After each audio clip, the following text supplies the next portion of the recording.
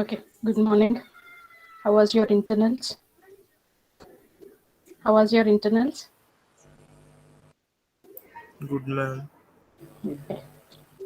Good, ma'am. Okay, written all the questions in Java.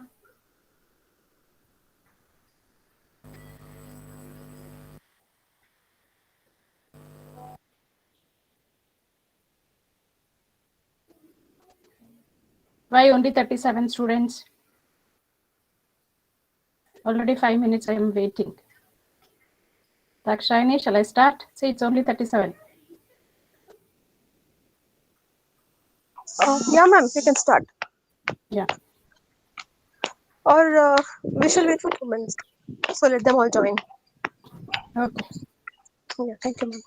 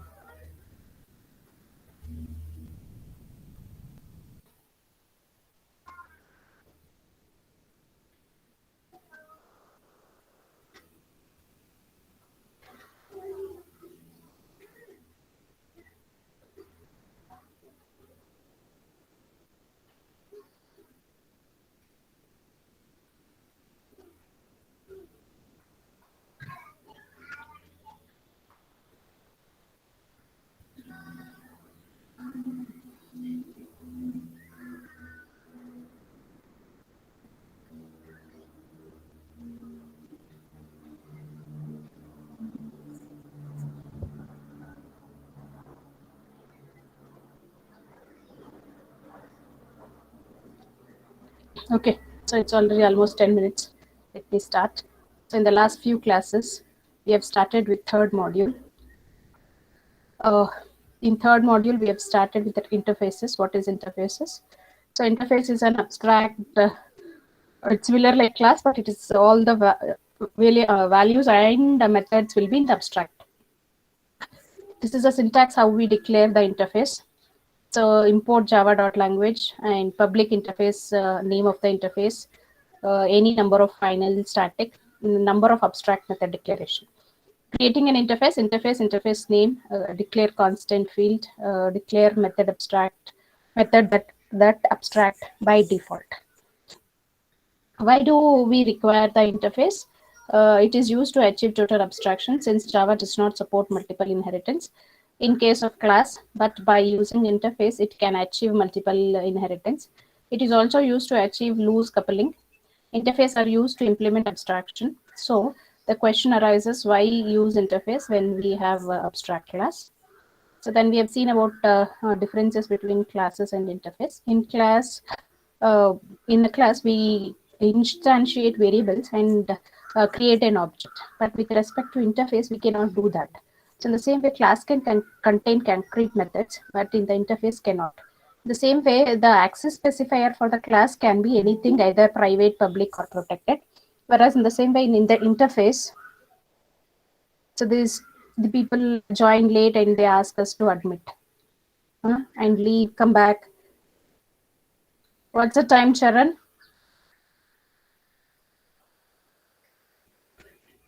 It's already 11 o'clock. Okay. So then implementing an interface, this is how a class implements an interface. It has to provide the body of all the methods that are declared in the interface, or in other words, you can say that class has to implement all the methods of the interface. So interface name, void public void method 1, method 2. Then Excuse me, ma'am. yes, You yes. haven't shared the PPT. See, none of you are saying.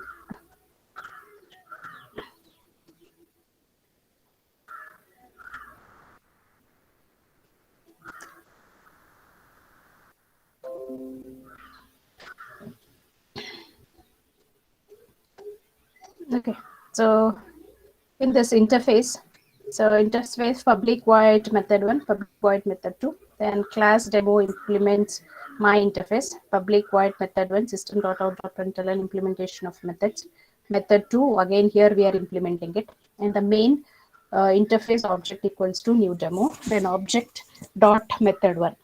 So again, using the interface reference, you can declare variable as object reference that use an interface rather than a class type. Any instance of any class that implements the declared interface can be referred to by such a variable. When you call a method through one of these reference, the correct version will be called based on the actual instance of the interface being referred to. This is one of the key feature of interface. The method to be executed is looked up dynamically at a runtime, allowing classes to be created later than the code which calls methods on the implement. So in the following program, call the top speed method via an interface reference variable. So then top speed. So interface speed void top speed class or implement speed. Then public void top speed. So where we have just seen speed is the interface, and we have used the same speed in the 3 different classes and creating an object and implementing. So the same way, multiple interfaces. So can we use 2 interfaces, 3 interfaces? Yes, we can use. So that's what here, interface I1, interface I2. Then class multiple interface implements I1 and I2. Public string method 1, return hello from method. Public string method 2, method 2. So then multiple interface mi equals to new multiple interface system.out.println mi.method 1 system.out.println mi.method 2.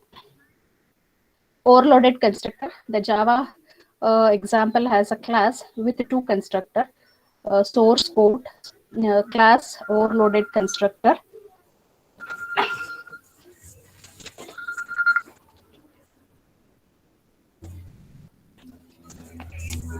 Class ಇದೆಯಮ್ಮ ಆಮೇಲೆ ಮಾಡಲಾ class okay. So a class overloaded constructor, public static void main, class dog. So in this again we have taken 2 constructors. One is with the single parameter, another with the dog.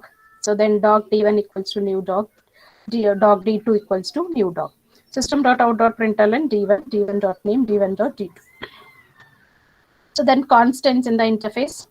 So interface constant, public static final int constant 1, class 1 implements constant, public static final int constant 2, public static void main string throws exception, system.out.println constant.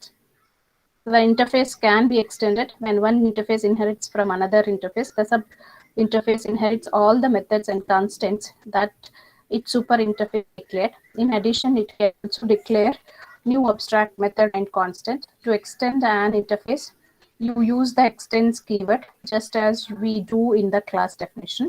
Unlike a subclass, which can directly extend only one subclass, an interface can directly extend multiple interfaces.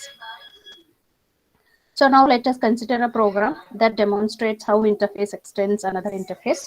So interface 1, F1, interface 2 extends interface 1, F2, then class, where we have taken interface 2, and F1, F2, F3 are the functions in the 2 interface F1 and F2. F3 is a function within the class. So then these are works taken there. So then extends the interface, create an object, and call the different functions. So nested interface, an interface within one more interface is called as a nested interface. It can not only interface, it can be with the class also. That's what your class test. You can see again in the class test we have an interface called as a S. And using that test.s, class testing implements test.s Public void show, the system.out.println shows method of interface. Class A, public static void main string arguments. Then test.y is a object, then testing object and show. Okay, next we start with package. We have started. So what is a package? Package is a collection of group of similar types of classes. Either it can be classes, either it can be interfaces, and it can be a sub-package. Package in Java can be categorized in two forms, built-in package and user-defined package. There are many built-in packages such as Java, language, AWT, JavaX, Swing, Net, input-output, utility, SQL, etc. So package fundamentals, package is a collection of related classes. It helps organize your classes into a folder structure and make it easy to locate and use them. More importantly, it helps improve reusability. Each package in Java has its unique name and organize its class and interface into a separate namespace or name group. So I showed you this program, how it is working, packages. So we have taken one folder that we call here in Java as a package. And in that we have taken three classes. One is a circle, one is a square, and another one is a triangle. And we have taken a class area, that is public static void main string. So then triangle object, circle object, and square object. Built-in package, so where these packages consist of a large number of classes which are part of Java API. Some of the commonly used built-in packages are java.language, java.io, java.utility. Java.language contains language support classes, example classes which define primitive data type, math operation. This package is automatically imported. Java.language contains classes for supporting input and output operations. Java.utility contains utility class which implements data structures like linked list, dictionary, support for date, time, and operations. Java applet contains classes for creating applets. Java AWT contains classes for implementing the common components for graphical user interface like button, menus, etc. Java.net contains classes for supporting network operations. Then user-defined package. There are packages that are defined by the user. First, we create a directory name, that is package. Name should be same as the name of the package. Then create the my class inside the directory with the first statement being the package names. Static import, Java static import. The static import features of Java 5 facilitate the Java programmer to access any static members of a class directly. There is no need to qualify it by the class name. So advantage of static import, less coding is required if you have access any static member of a class oftenly. Disadvantage of static import, if you overuse the static important features, it makes the program unreadable and unmaintainable. Import static java.language.system, classic class static import example, public static void main string.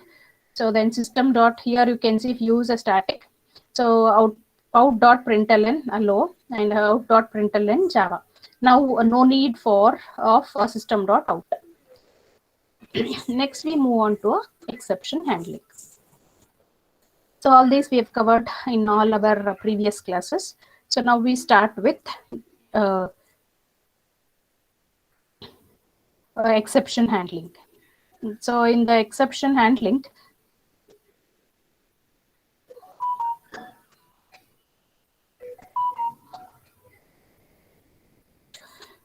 okay, so what do we mean by exception handling? An exception is an abnormal condition that arises in a code sequence at runtime.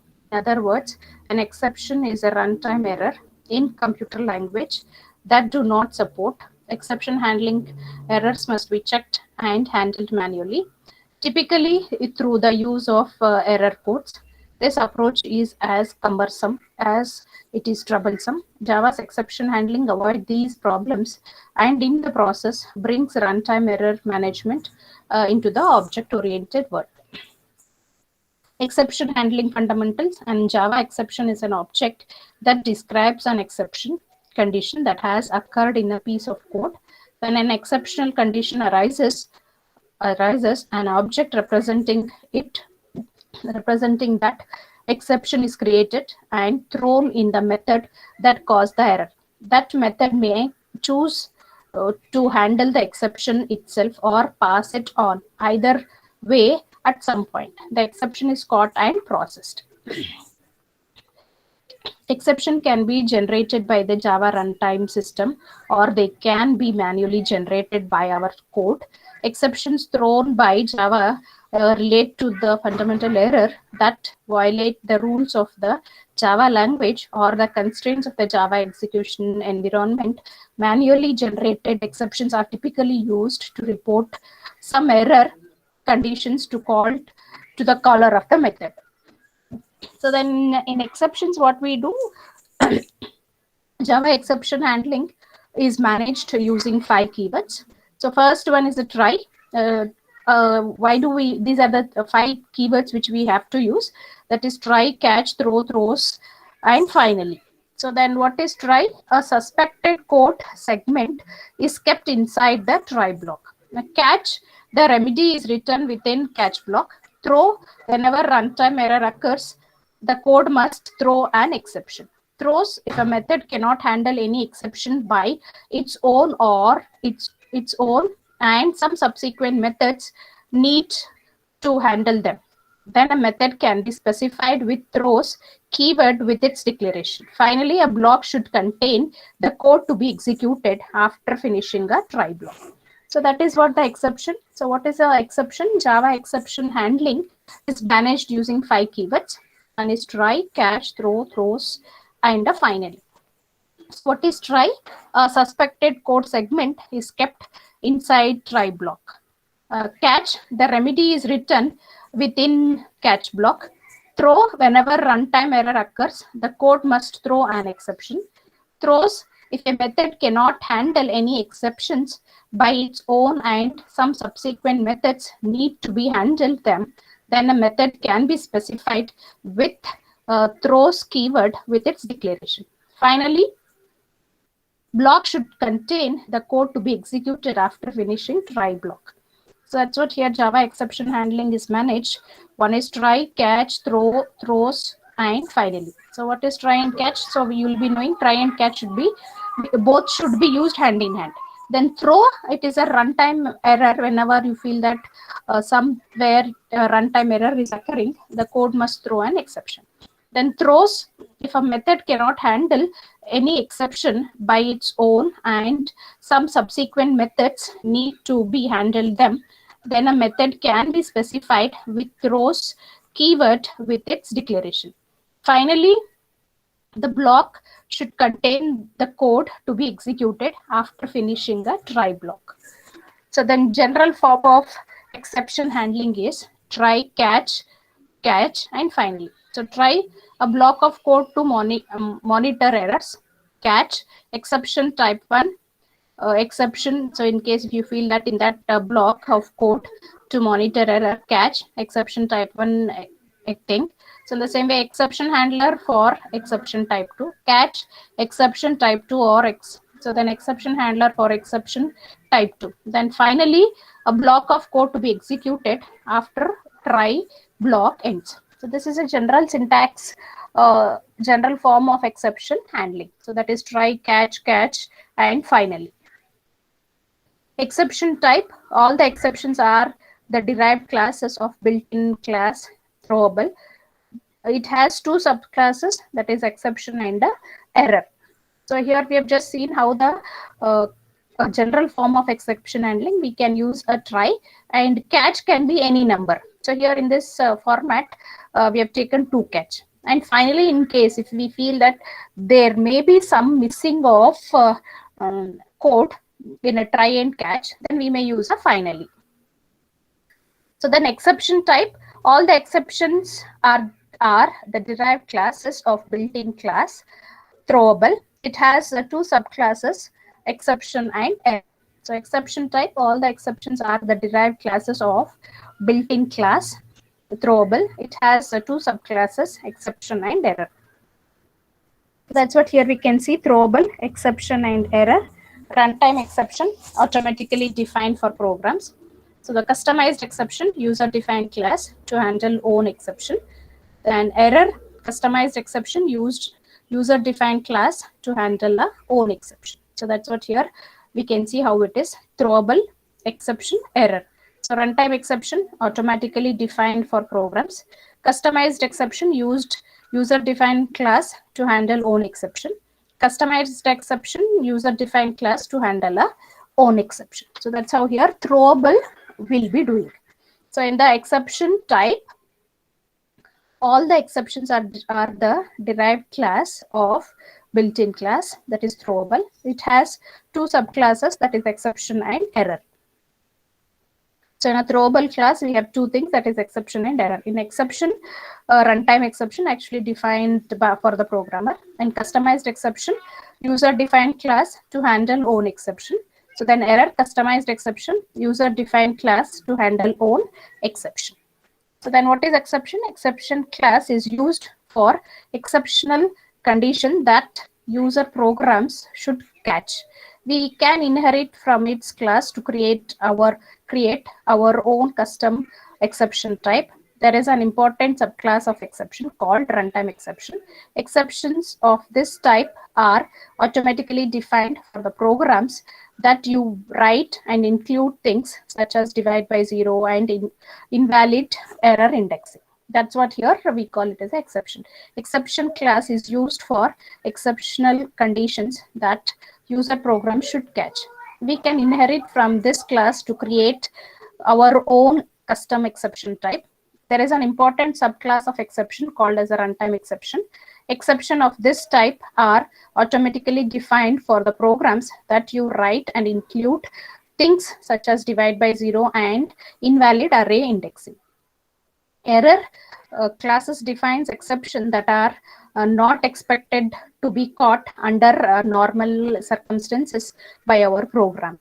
So exception of type error are used by the Java runtime system to indicate errors having to do with the runtime environment itself. Stack Overflow is an example of such error. So that's what your error. So exception class is used for exceptional conditions that user program should catch. We can inherit from this class to create our own custom exception types. There is an important subclass of exception called runtime exception. Exception of this type are automatically defined for the programs that you write and include things such as divide by zero and valid array indexing. So error class defines exceptions that are not expected to be caught under normal circumstances by our program.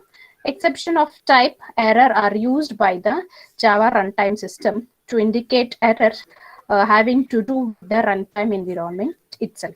Stack Overflow is an example of such an error.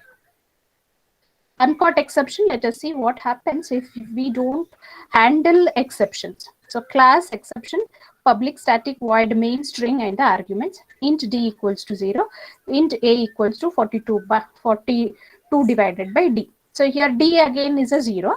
So then this will having an error because anything divided by 0 will be infinite. So then this will move on to the infinite. So to avoid this, we have to use a try catch. So when the Java runtime system detects the attempt to divide by 0, it constructs a new exception object and then throws this exception. This causes the exception 0 to stop, because once an exception has been thrown, it must be caught by an exceptional handler and dealt with immediately. Since in the above program, we have not supplied any exception handler of our own, so the exception is caught by the default handler provided by the Java runtime system environment. So any uncaught exception is handled by default handler. The default handler displays a string describing the exception, print a stack trace from the point at which the exception occurred, and terminates the program. there is an exception generated when above example is executed. That is the java.language.arithmetic exception divide by 0 at exception.main. So the tag stack trace displays class name, method name, file name, and line number, causing the exception. Also, the type of exceptions thrown with arithmetic exception, which is the subclass of exception, is displayed. The type of exception gives more information about what type of error has occurred. The stack trace will always show the sequence of method invocation that lead up to the error. So the same thing what just we have seen. So how can we avoid this? So here in the, if you execute this, because d equals to 0 and that d a equals to 10 by d, so it is giving a infinite. So then creating an object for that class, calling that class and the subroutine. So the subroutine we are calling. So the resulting stack trace from the default exception handler shows how the entire class stack is displayed. So that is java.language.arithmetic exception divide by 0. That is at execution subroutine execution.java. So then execution main. So using try and catch, handling the exception by our own is very much essential, as we can display appropriate error message instead of allowing Java runtime to display stack trace.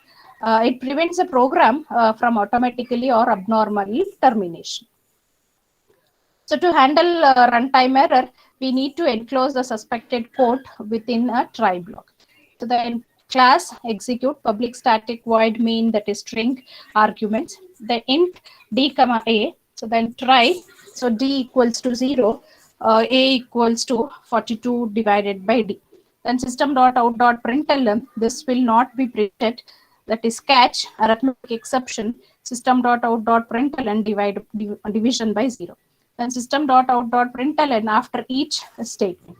That's how here to handle a runtime error, we need to enclose the suspected code with a try and catch block. So that's what here in the last program we have seen how this divide by 0 will occur.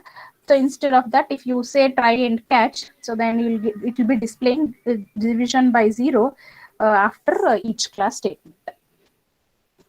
So the goal of most well-constructed catch clause should be to resolve the exceptional condition and then continue on as if the error had never happened.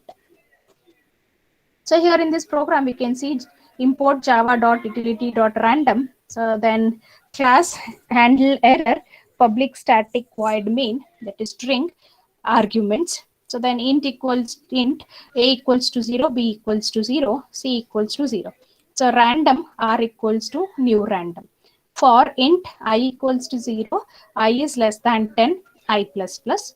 Then what we are doing, we are using a try and catch. So then b is r dot next int.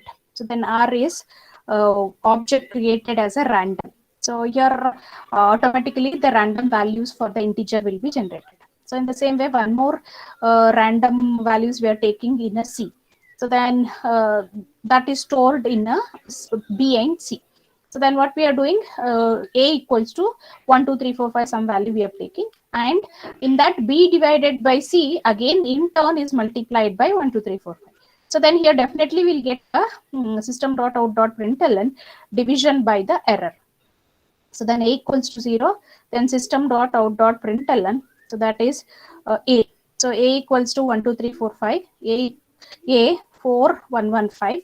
A minus 6, 1, 7, 2. Then it will be divided by 0. So this is how this program is happening. So the output of the above program is not predictable exactly as we are generating random numbers, but the loop will execute 10 times. In each iteration, 2 random numbers, that is B and C, will be generated. When their division result in 0, then exception will be caught. Even after exception, loop will continue to execute. Displaying a description of an exception, we can display this description in a print statement by simply passing the exception as an argument. This is possible because throwable overrides the toString method defined by object so that it returns a string containing a description of the exception. So arithmetic, that is catch, arithmetic exception, that is system.out.println. So here now a equals to 0. Now whenever exception occurs, the output will be exception dot language dot arithmetic exception, that is divided by 0. So multiple catch, can we use multiple catch? Yes, we can use any number of catch. In some cases, more than one exception could be raised by a single piece of code. To handle this type of situation, we can specify 2 or more catch clause, each catching different types of exception. When an exception is thrown, each catch statement is inspected in order, and the first one whose type matches that of the exception is executed. After one catch statement executes, the others are bypassed and the execution continues after the try and catch block. So that's what here you can see. Class multi-catch, public static void main string, then try int a equals to arguments dot length, system dot out dot println a. So then int b equals to 42 by a, int c equals to 1, c 42 equals to 99. Catch arithmetic exception, system dot out dot println divide by 0. Then catch array index out of bound exception, that is e. Then system dot out dot println array index out of bound. Then one more object we are creating, that is e. So that's how here we can see divide by 0, that is java.language.arithmetic exception, divide by 0 after try and catch block. While using multiple catch blocks, we should have the exception types in a hierarchy of subclass to superclass, because catch statement that uses a superclass will catch all exceptions of its own type plus all that of its subclasses. Hence, the subclass exception given after superclass exception is never caught and is an unreachable code, that is an error in the class. Class super subcatch, public static void main, that is string arguments, then try int a equals to 0, int b equals to 42 by a, catch exception e, generic exception catch, then catch arithmetic exception, system dot out dot println, this is never reached. So that's how here arithmetic exception has already been caught, catch. So that is what arithmetic exception e, then one error. So nested try catch. So nested try catch within one more catch. Yes, the try statement can be nested. That is, a try statement can be inside the block of another try. Each time a try statement is entered, the context of that exception is pushed on the stack.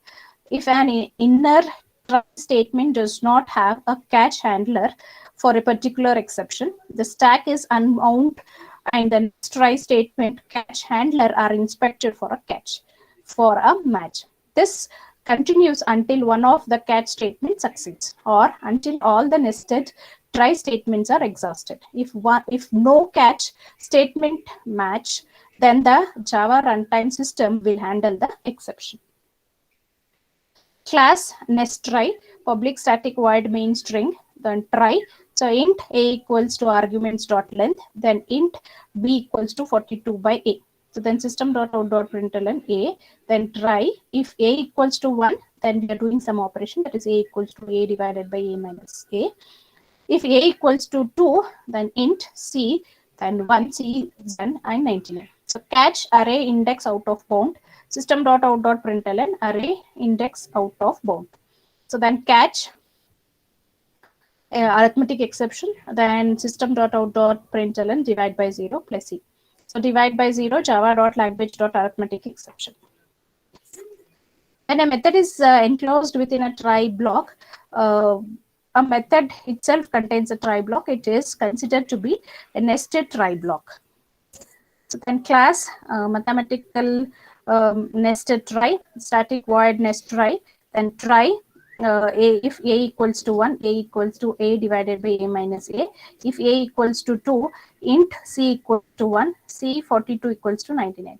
Catch array index out of bound, exception e, system.out.println array index out of bound, static void main string arguments, then int a equals to arguments dot length, int b equals to 42 by a, then system.out.println display a, then nested try, we are passing a value a, then catch arithmetic exception, system.out.println divide by 0.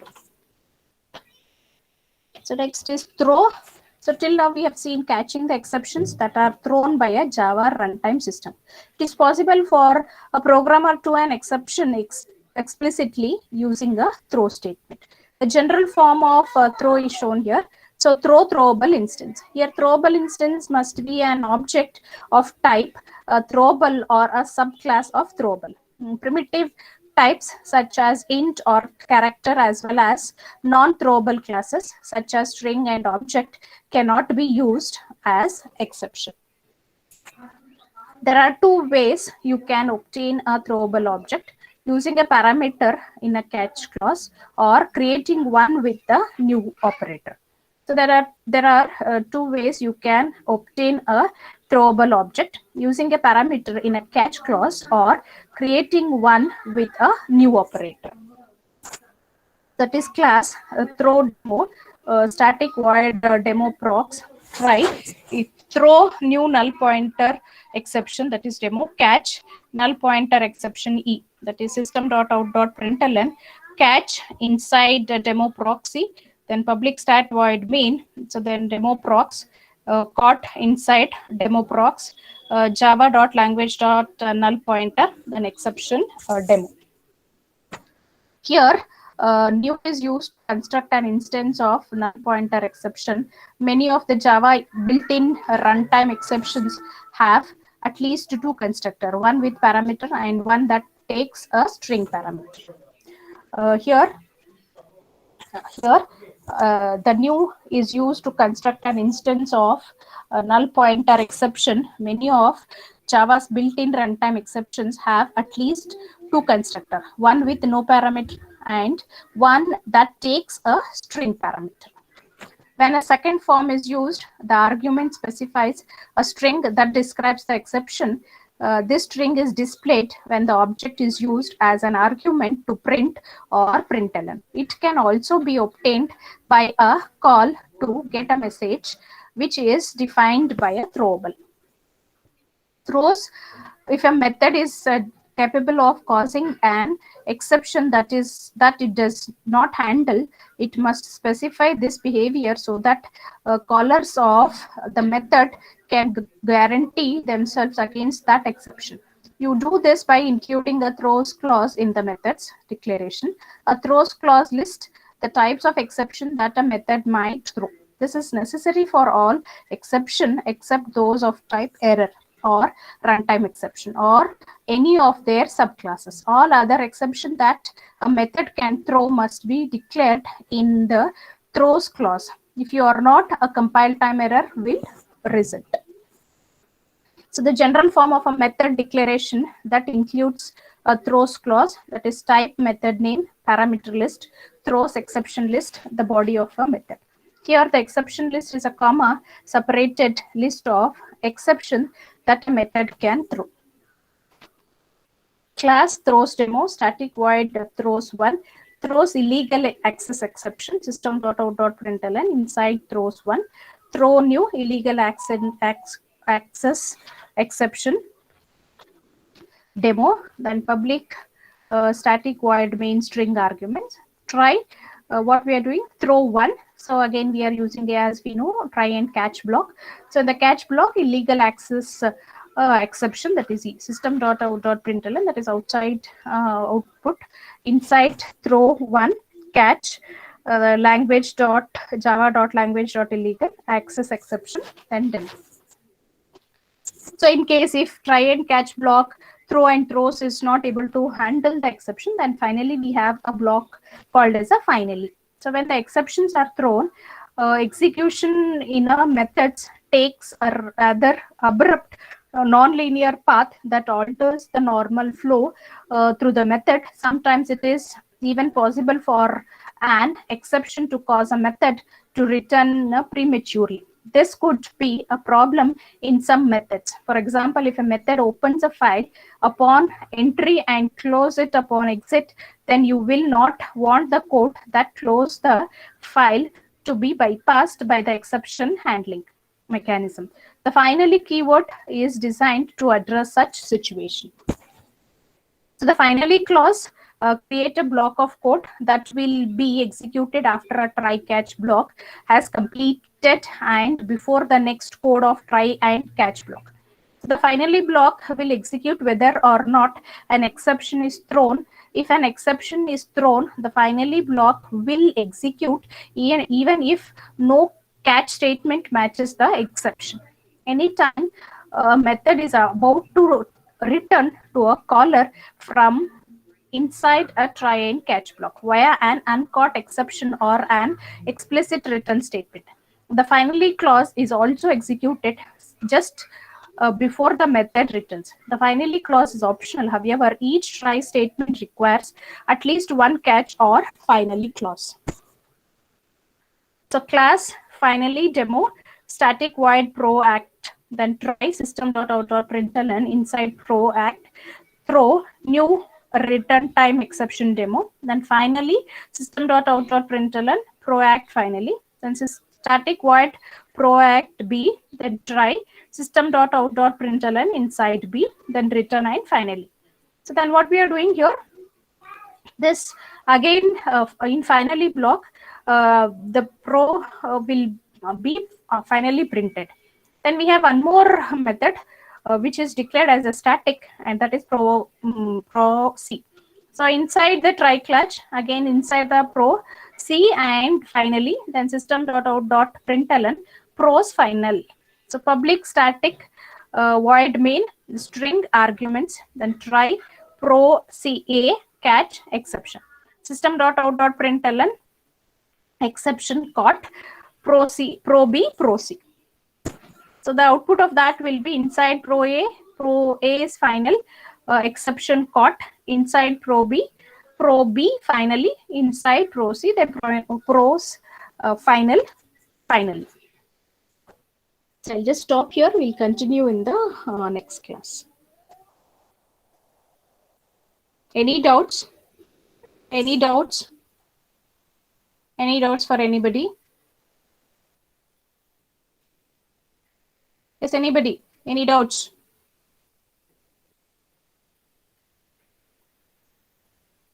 Later again you say, we want to cover this topic. Please, any doubts? Let us know the same day. Because we don't have time for you people to repeat so many things again. We have so many lot of queue of process. Okay.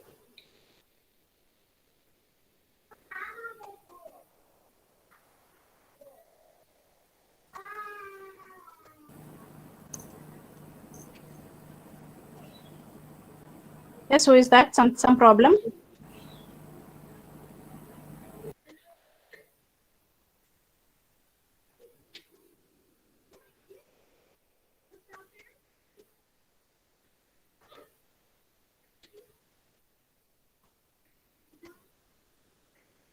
Okay.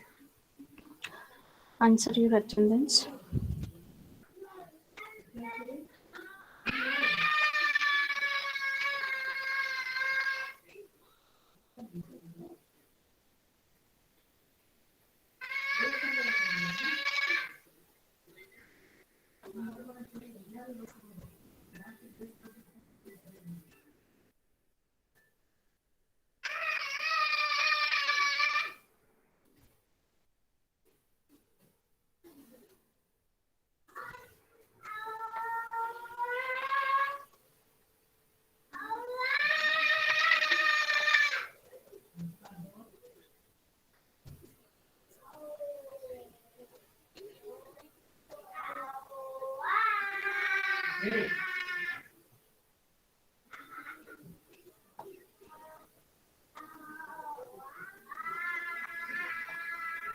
Please answer your attendance. 1, Yes, ma'am. 2, 2,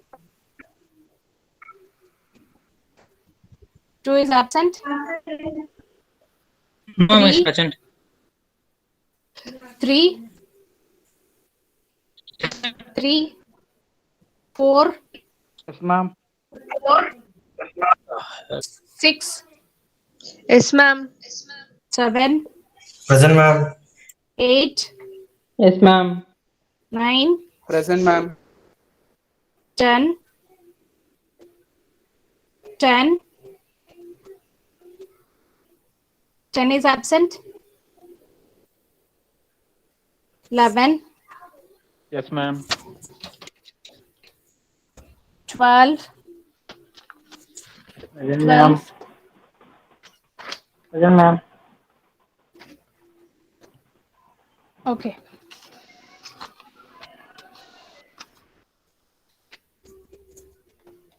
Thirteen, Present, ma'am. 14, Present, ma'am. 15, 15, Ma'am, 12 present, ma'am. 16. Present, ma'am. Why you didn't answer, sir? Okay. 17, 17, 17 is absent. 18, Present, ma'am. Mic issue. 19, Present, ma'am. 20, Present, ma'am. 21, Yes, ma'am. 22, Present, ma'am. 23, Present, ma'am. 24, Yes, ma'am. 25, 25, 25, 26, Present, ma'am. 27, Present, ma'am. Her mic issues. 28, Present, ma'am. 29, Yes, ma'am. 30, 30, 31, Present, ma'am. 32, Present, ma'am. 33, Present, ma'am. 34, Present, ma'am. 35, 35, 36, Present, ma'am. 37, 37, 38, Present, ma'am. 39, 39, 40, 41, Yes, ma'am. Present, ma'am. 42, yeah, 42 present, 42, ma'am. yeah, 43, Present, ma'am. 44, Present, ma'am. 45, Present, ma'am. 46, 46, 47, Present, ma'am. 48, Present, ma'am. 48, Present, ma'am. 49, Present, ma'am. 49, 50, 50, Present, ma'am. 51, 51, 52, Present, ma'am. 53, 54, Present, ma'am. 55, Present, ma'am. 56,